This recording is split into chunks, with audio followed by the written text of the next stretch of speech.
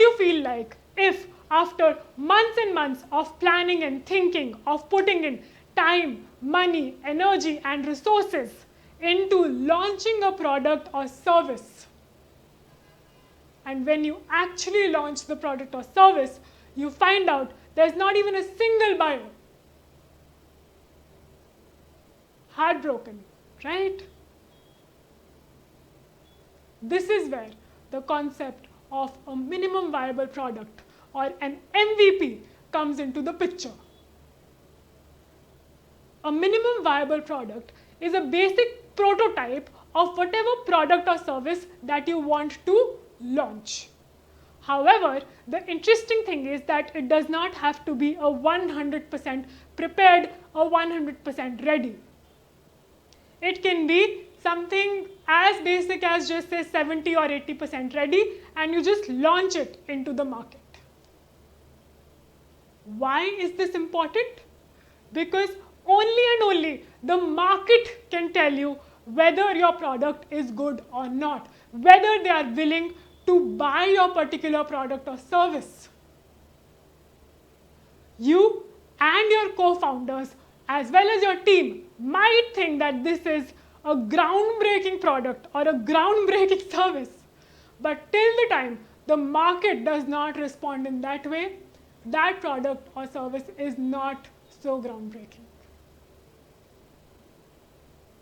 Let's take into consideration the two scenarios which can happen once you launch your MVP.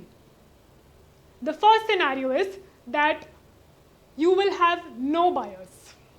And the second scenario is that there will be at least a few buyers. In the case of first scenario, when there are no buyers, of course, you will have a little break of heartbreak. However, it will not be a very big heartbreak because you haven't invested a lot of your time, energy, and money into this particular MVP as compared to launching a final product. Also, you will be able to understand that what are the things which are making people not buy your product or service, and that particular knowledge, that particular information can be utilized for other products and services that you want to launch in the future. That's the first case scenario. Now, the second case scenario, which is more optimistic, is that you find some buyers of your particular product or service.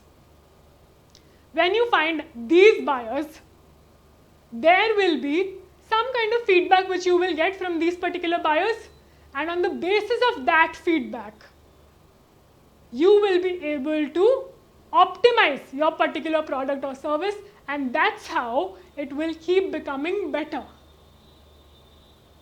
Because you might think something and the market might not respond in the same way. That's why it is extremely essential that the marketplace is being shown whatever your product or service is. And the time between that planning and that showing to the market phase has to be minimized. The next thing, once the value has been established that yes, there are some people who are buying your particular product, after that comes the growth phase. The first was the value hypothesis.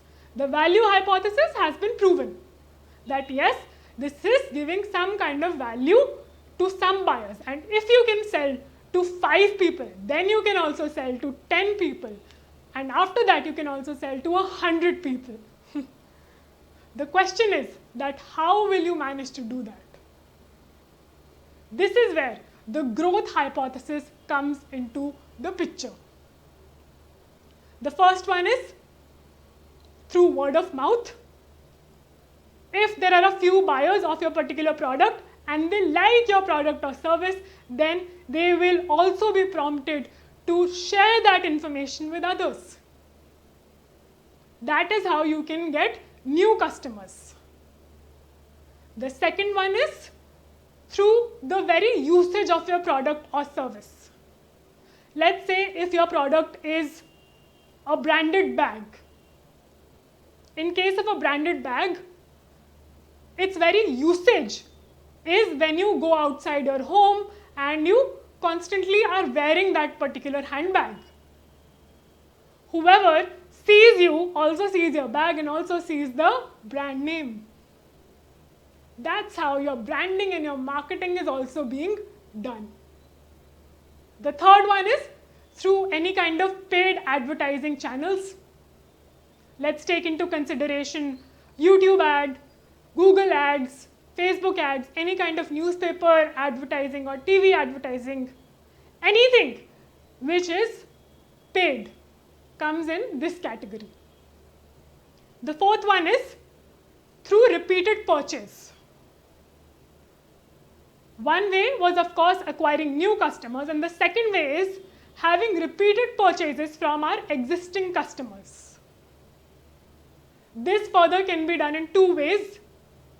The first way is through subscription-based models, and the second way is through repeated purchase of any kind of product or services. The first way, which is the subscription-based model. Let us say you subscribe to any kind of Netflix or any kind of cable and you like it.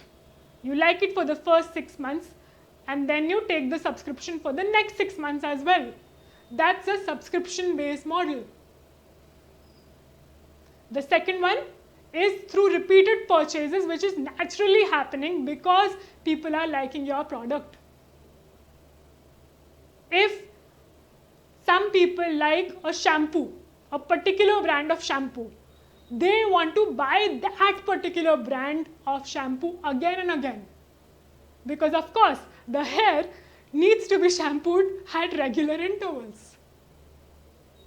And that is how the repeated purchases will take place.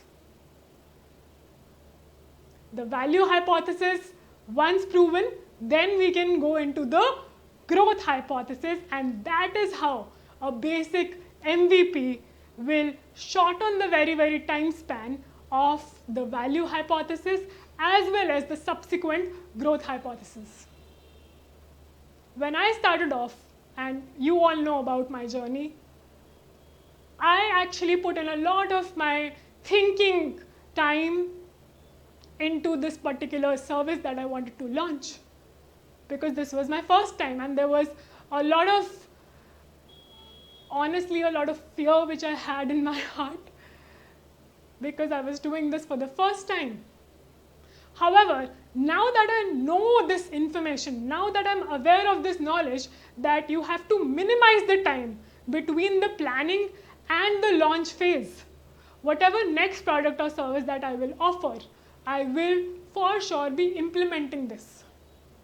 Because the truth is that only and only the market can tell whether your product will work or not work. And for that, you go ahead with the basic prototype and just launch a minimum viable product.